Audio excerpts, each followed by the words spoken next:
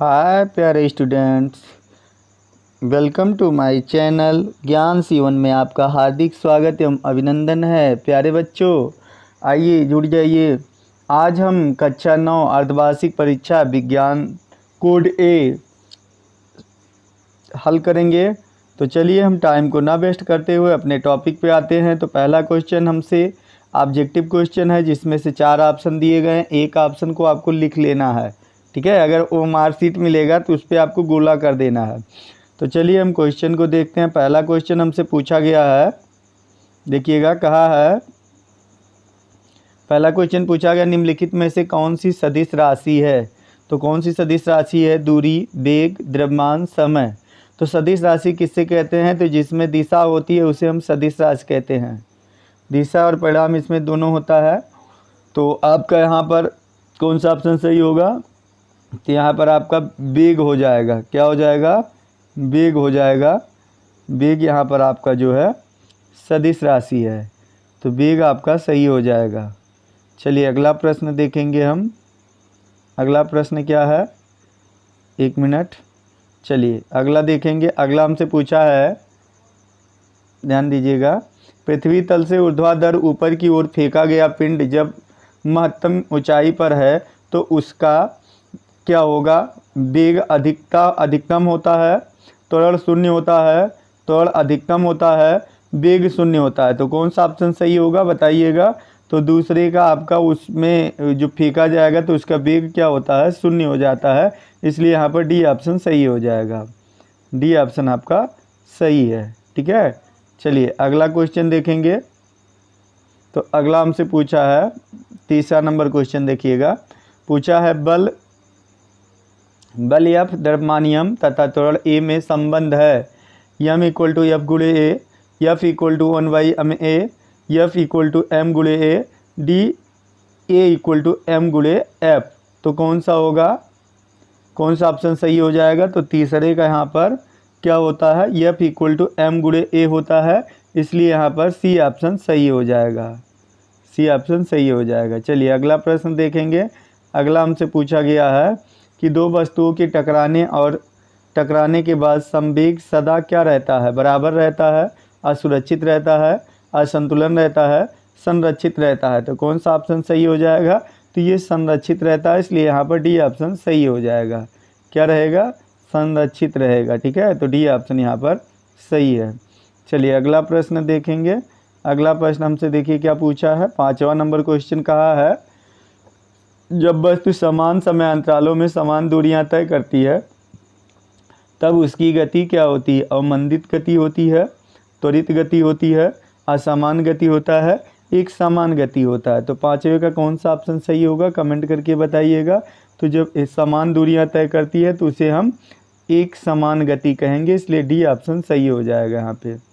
चलिए अगला प्रश्न देखेंगे। अगला 6 नंबर क्वेश्चन पूछा, 5 किग्रा द्रव्यमान का एक पिंड 10 मीटर मीटर प्रति सेकंड के नियत से वेग से एक सरल रेखीय गति में चलता है। तो पिंड पर टिप्पणी परिणामी गलत लिखा, देखिएगा गलत छप गया है। तो परिणामी बल कार्य कर रहा है तो क्या होगा? तो देखिए जब 10 मीटर सेकंड के वेग से फेंका गया तो यहाँ पे परिणामी बल कार्य करेगा, क्या होगा? वह शून्य हो जाएगा। क्या हो जाएगा? शून्य हो जाएगा। चलिए ऑप्शन देखते हैं। देखिए यहाँ पर 50 है, 50 न्यूटन, 0.5 न्यूटन, 0, 2 न्यूटन। तो कौन सा ऑप्शन सही हो जाएगा? तो 6वें का आपका सी ऑप्शन सही हो जाएगा, 0। हमने बताया ना इसका 0 होगा, तो सी ऑप्शन यहाँ पर सही हो जाएगा। चलिए अगला प्रश्न देखेंगे। 7 नंबर क्वेश्चन पूछा है, कोई वस्तु उस समय तक अपनी विराम अवस्था में अथवा गति की अवस्था में परिवर्तन नहीं करती जब तक उस पर कोई बाह्य बल न लगाया जाए। तो इसका कारण क्या हो सकता है? द्रव्यमान हो सकता है, भार, जड़त्व, त्वरण। तो कौन सा ऑप्शन यहाँ पर सही हो जाएगा? तो 7वें का आपका यहाँ पर कौन सा ऑप्शन होगा? जड़त्व होगा। तो इसलिए ऑप्शन यहाँ पर सी जड़त्व के लिए सही हो जाएगा। सी ऑप्शन, कौन सा ऑप्शन सही है? सी ऑप्शन यहाँ पर आपका सही हो जाएगा, ठीक है। ये सी ऑप्शन सही है। चलिए अगला प्रश्न देखेंगे। अगला हमसे पूछा है केमिस्ट्री से, अमोनियम क्लोराइड को गर्म करने से जो क्रिया होती है वह है क्वथन, वाष्पीकरण, ऊर्ध्वपातन, द्रवण। तो कौन सा ऑप्शन सही हो जाएगा 8वें का? तो 8वें का ऑप्शन सी हो जाएगा सही यहाँ पर, क्योंकि ऊर्ध्वपातन होता है। ठीक है, तो सी ऑप्शन यहाँ पर सही हो जाएगा। लेकिन एक क्वेश्चन मैं आप लोगों से पूछ रहा हूँ, इसको आप बताइएगा। जैसे अमोनियम क्लोराइड को गर्म करने से जो क्रिया होती है वह क्या है? ठीक है, तो वाष्पीकरण किसे कहते हैं ये आप लोग बताइएगा। हाँ, चलिए अगला प्रश्न देखेंगे। 9 नंबर क्वेश्चन देखिए। 9 नंबर क्वेश्चन हमसे पूछा है, शुष्क बर्फ किस वायुमंडलीय दाब पर बनती है? 1 atm, 1.2 atm, 1.5 atm, 1.7 atm। तो इसमें कौन सा ऑप्शन सही हो जाएगा? 9वें का कौन सा ऑप्शन सही होगा कमेंट करके बताइएगा। तो 1 atm होता है वायुमंडल, इसलिए यहाँ पर क्या हो जाएगा? ए ऑप्शन सही हो जाएगा। चलिए अगला प्रश्न देखेंगे। अगला हमसे पूछा है, निम्नलिखित में निम्न में से कौन से पदार्थ का ऊर्ध्वपातन हो जाता है? मतलब ऊर्ध्वपातन किसे कहते हैं ये आप लोग कमेंट करके बताइएगा। नमक, अमोनियम क्लोराइड, सोडियम क्लोराइड, चीनी। तो किसका ऊर्ध्वपातन हो सकता है? तो 10वें का कौन सा ऑप्शन सही हो जाएगा? अमोनियम क्लोराइड का बी ऑप्शन यहाँ पर सही हो जाएगा। आप लोग कमेंट करके बताइएगा कि ऊर्ध्वपातन किसे कहते हैं। चलिए अगला प्रश्न देखेंगे। 11 नंबर प्रश्न। 11 हमसे पूछा है कि निम्नलिखित में से कौन टिंडल प्रभाव को प्रदर्शित करेगा? यहाँ पे देखिएगा, टिंडल प्रभाव को कौन प्रदर्शित करेगा? तो नमक का घोल, जल, कॉपर सल्फेट का विलयन, स्टार्च विलयन। तो देखिए टिंडल प्रभाव किस में देखने को मिलता है? तो टिंडल प्रभाव आपको पढ़ाया गया है स्टार्च में मिलता है, इसलिए यहाँ पर डी ऑप्शन सही हो जाएगा, स्टार्च में। चलिए अगला प्रश्न देखेंगे। अगला हमसे पूछा है, कहा है कि गैस द्रव्य की वह अवस्था है जिसका क्या है? गैस द्रव्य की कौन सी अवस्था है? तो आपको पता होगा जो गैस होता है, गैस में आकार और आयतन दोनों अनिश्चित होता है। तो देखिए आयतन एवं आकार दोनों निश्चित होते हैं, गलत। आयतन निश्चित परंतु आकार अनिश्चित होता है, गलत। आयतन अनिश्चित परंतु आकार निश्चित, गलत। आयतन और आकार दोनों अनिश्चित हो, से लिए डी ऑप्शन सही है। तो यहाँ पर आपका डी ऑप्शन सही हो जाएगा, आयतन और आकार दोनों अनिश्चित होते हैं गैस का। हाँ, एक चीज़ और बताइएगा, आप लोग बताइएगा ठोस का क्या होता है, कमेंट करके ज़रूर बताइएगा, ये हमारा क्वेश्चन है। चलिए अगला प्रश्न 13 नंबर क्वेश्चन देखेंगे। 13 नंबर क्वेश्चन हमसे पूछा है, क्या कह रहा है? कह रहा है कास्टिक सोडे का रासायनिक सूत्र क्या होता है? NaOH, NaCl, Na2CO3, NaHCO3। तो बताइएगा कौन सा ऑप्शन सही हो जाएगा 13 नंबर का? तो 13 नंबर का कास्टिक सोडा किसे कहते हैं? तो NaOH को कहते हैं, सोडियम हाइड्रोक्साइड को। ठीक है, और आपसे एक क्वेश्चन पूछ रहे हैं, आप क्वेश्चन में बताइएगा कि कास्टिक सोडे को और किस नाम से जाना जाता है। ठीक, और यहाँ पे NaHCO3 लिखा है, इसका क्या नाम, रासायनिक नाम क्या है? डी वाले का बताइएगा। ठीक है, तो यहाँ पर Na क्या हो जाएगा? NaOH, ये ऑप्शन सही हो जाएगा। चलिए हम 14 नंबर क्वेश्चन देखेंगे। 14 नंबर क्वेश्चन में हमसे पूछ लिया है, देखिएगा, कहा है कि दृढ़ोतक का उदाहरण है। दृढ़ मतलब होता है जो मजबूत होते हैं। ठीक है, जो ऊतक बहुत मजबूत होता है। आम, सेब, केला, नारियल। तो देखिएगा यहाँ पर कौन सा ऑप्शन आपको पता होगा कि जो नारियल आता है, नारियल के ऊपर वाला जो छिलका होता है कितना मजबूत होता है। तो ये किसका बना होता है? ऊतक का बना होता है। आम गलत, केला गलत, सेब गलत। ठीक है, तो नारियल सही हो जाएगा। ठीक है, नारियल का ऊपर वाला जो होता है, आपने देखा होगा कि नारियल की रस्सी भी आती है, मजबूत होती है। ठीक, तो नारियल सही हो जाएगा। मजबूत दृढ़ोतक जो होता है, मजबूत ऊतक जो होता है और नारियल होता है। ठीक है, नारियल के ऊपरी भाग जो होता है वही है ऊतक, जिससे रस्सी बनाई जाती है। चलिए अगला प्रश्न हमसे पूछा है 15 नंबर क्वेश्चन। 15 नंबर क्वेश्चन हमसे कहा है, जंतुओं के अधिकांश ऊतक होते हैं, कैसे होते हैं? निर्जीव होते हैं, जड़ होते हैं, जीवित रहते हैं, इनमें से कोई नहीं। तो कौन सा ऑप्शन सही हो जाएगा 15 नंबर का बताइएगा? तो यहाँ पर जड़ होते हैं, इसलिए सी ऑप्शन यहाँ पर सही हो जाएगा। अधिकांश ऊतक क्या होते हैं, जड़ होते हैं, तो यहाँ पर बी ऑप्शन सही हो जाएगा। 15 नंबर का कौन सा ऑप्शन सही होगा? अच्छा, कमेंट करके बताइए कि 15 का कौन सा ऑप्शन सही होगा आप लोग।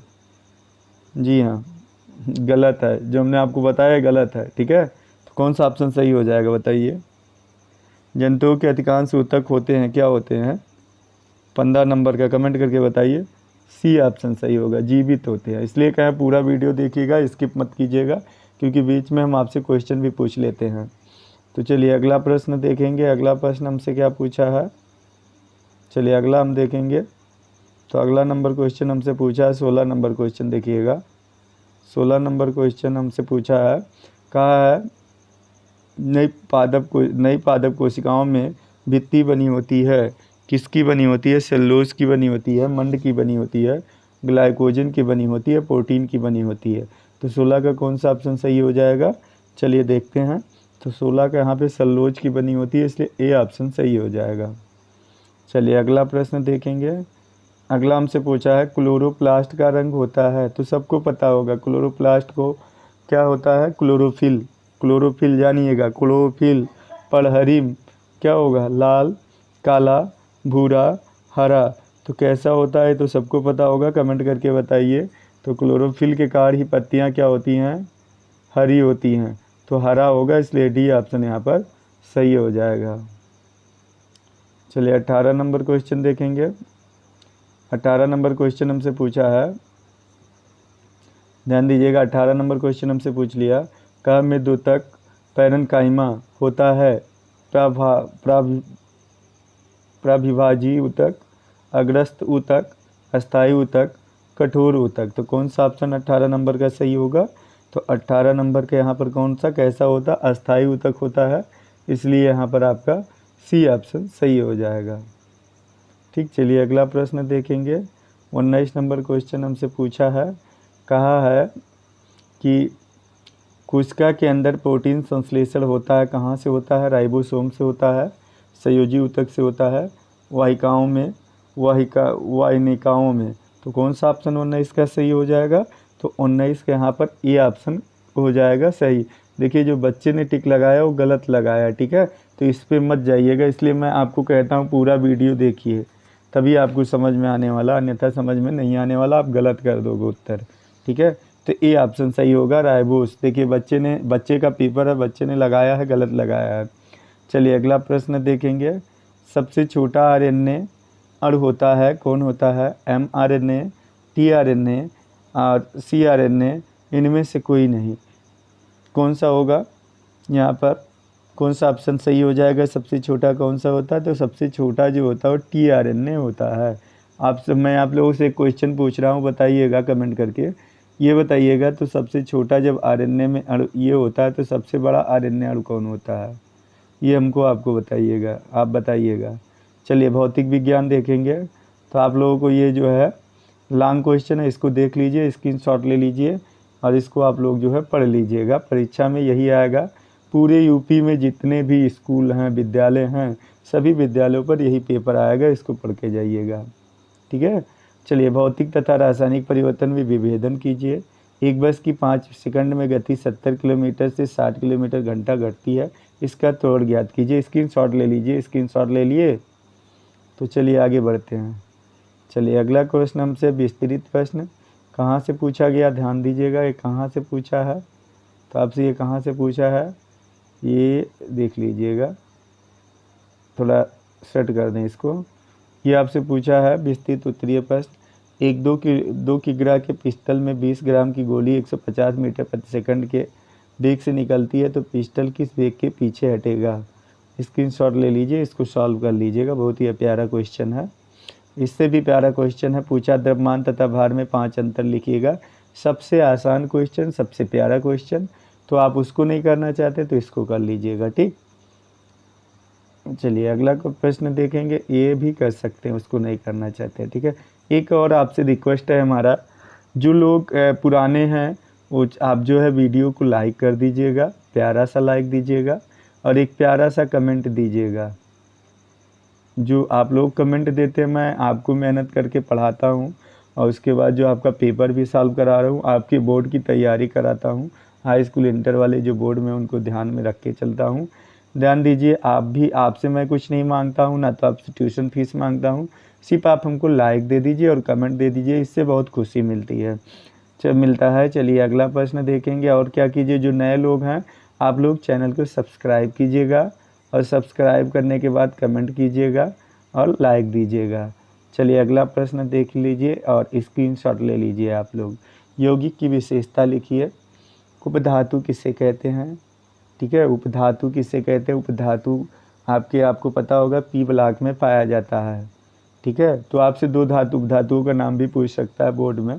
तो आपको पहले नंबर बोरान और सिलिकॉन है। किससे कहते हैं तथा उदाहरण सहित बताइएगा। तो हमने दो उदाहरण आपको बता दिया। आप क्या लिख सकते हैं? बोरान का बी प्रतीक होता है, और यहाँ देखिए बी लिख दीजिएगा और SI लिख दीजिएगा। ये दो हो गए इसके उदाहरण। चलिए अगला प्रश्न देखेंगे। वाष्पीकरण किसे कहते हैं? इसको प्रभावित करने वाले कारक को बताइएगा। तो वाष्पीकरण किसे कहते हैं? तो वाष्पीकरण किसे कहेंगे? पौधों द्वारा जल को निकालना ही क्या कहलाता है? वाष्पीकरण कहलाता है। जब पौधों में जल की मात्रा अधिक हो जाती है तो उसको निकालते हैं, इसी को वाष्पीकरण कहते हैं। इसको प्रभावित करने वाले कारक बताइएगा। ठीक है, अथवा अगर उसको नहीं करना चाहते तो ये क्वेश्चन सॉल्व कर लीजिएगा, स्क्रीनशॉट ले लीजिए। चलिए अगला प्रश्न देखेंगे। गा नंबर जीव विज्ञान के प्रश्न है। बहुत ही प्यारे प्यारे क्वेश्चन है, बहुत अच्छे क्वेश्चन है। चलिए देखते हैं। हमसे पूछा एक कोशिकीय जीव तथा बहुकोशिकीय जीव के उदाहरण देकर व्याख्या करो। एक कोशिक जीव अमीबा है, पैरामीशियम है, आपका यूग्लिना है, बाकी तो और सब बहुकोशिकीय तो आपको पता ही है, आप भी बहुकोशिकीय हैं। ठीक है, जीव से पूछा है। जीव जंतु आपकी गाय भैंस ये सब क्या है? बहुकोशिकीय हैं। चलिए रेखित पेशी, अरेखित पेशी, हृदय पेशी में कोई 3 अंतर लिखिएगा। तो सब में आपको अंतर लिखना पढ़ाया गया है, आप वहाँ से लिख लीजिएगा। चलिए 10 नंबर क्वेश्चन पूछा कि रेखिकाओं के कार्य बताओ। दीर्घ प्रश्न में आ जाइए, लॉन्ग क्वेश्चन। आपसे स्क्रीनशॉट ले लीजिए इसका पहले आप लोग। चलिए ले लीजिए, हो गया? तो चलिए आगे बढ़ते हैं। अगला है तंत्रिका कोशिका का सचित्र वर्णन करो। Last question. तंत्रिका तंत्र आपको बताया गया ना, तंत्रिका तंत्र में 2 प्रकार की प्रतिवर्ती क्रियाएं होती हैं, जिसमें एक ऐच्छिक प्रतिवर्ती क्रिया होती है, जिसमें ऐच्छिक और अनैच्छिक है। तो ऐच्छिक क्रियाएं किससे कहते हैं? देखिएगा आप ऐसे करके, ये वाला जो है नहीं फिगर, यही फिगर है तंत्रिका तंत्र का, ध्यान दीजिएगा, भूलिएगा मत। यहाँ से यहाँ ऐसे करके, ठीक है, न्यूरॉन वाला। तो आप जो है इसको लिखिएगा। और इसमें 2 प्रकार की क्रियाएं होती है, ऐच्छिक और अनैच्छिक। ऐच्छिक क्रिया का मतलब होता है जो अपना इच्छा से होता है, नियंत्रित हो जाता है, अपने इच्छा से कर सकते हैं। वो ऐच्छिक होता है जो आपके बिना हमारी जिस पे इच्छा काबू नहीं करती, अनियंत्रण होता है, वो आपका जो है अनैच्छिक होता है। जैसे आंखों के पलकों का गिरना, पैर में अगर कोई कांटा चुभ जाए तो पैर का उठ जाना, ये आपका जो है अनैच्छिक है। हृदय का धड़कना, ठीक, और खेलना आप चाहो तो खेलो, ये आपका जो है ऐच्छिक में आ जाएगा। पादप कोशिका का तो एक नामांकित प्यारा सा चित्र बना दीजिएगा। आपसे फिर से रिक्वेस्ट कर रहे हैं, जो पुराने लोग हैं वो आप लाइक दीजिएगा और कमेंट कीजिएगा, एक प्यारा सा अपना कमेंट कीजिएगा।